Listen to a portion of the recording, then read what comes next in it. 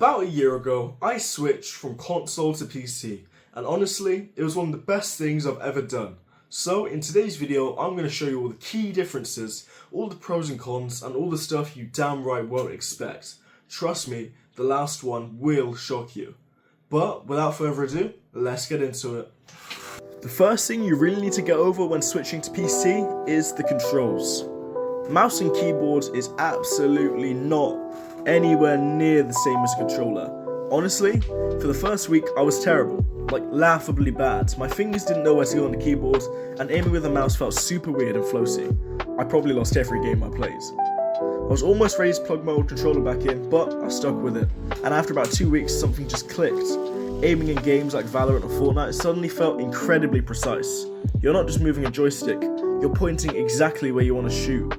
Building in Fortnite or shooting in Valorant is 1,000 times faster. But here's the cool part. On PC, you have a choice. I still use my controller for games like Rocket League or even racing games. You get the best of both worlds.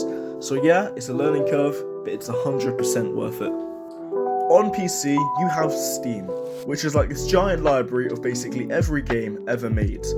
They have these huge sales where you can get amazing games for just a few bucks. Plus, the Epic Games Store gives away free games every single week. Like, actually free for keeps. But the real game changer? Mods. Mods are basically community-made changes to a game. You want Minecraft to look like real life? There's a mod for that. You want to add new characters or quests to a game like Skyrim? Mods. You can literally customize your games to be exactly how you want them. It's something you just can't do on console, and it makes old games feel new again.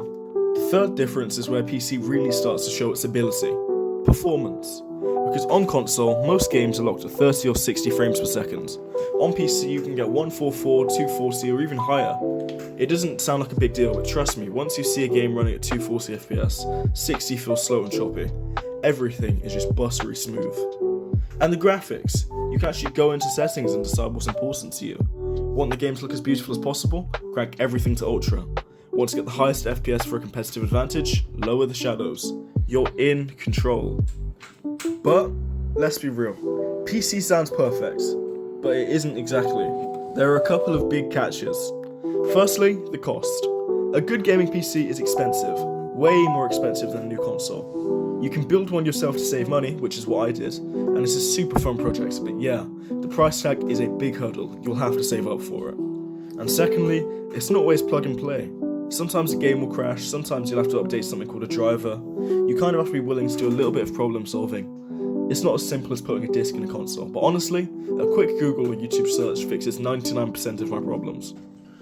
Anyways, that's just my experience. Let me know in the comments down below if you've already made the switch, or if you're thinking of making the switch and have any questions. I will answer them all.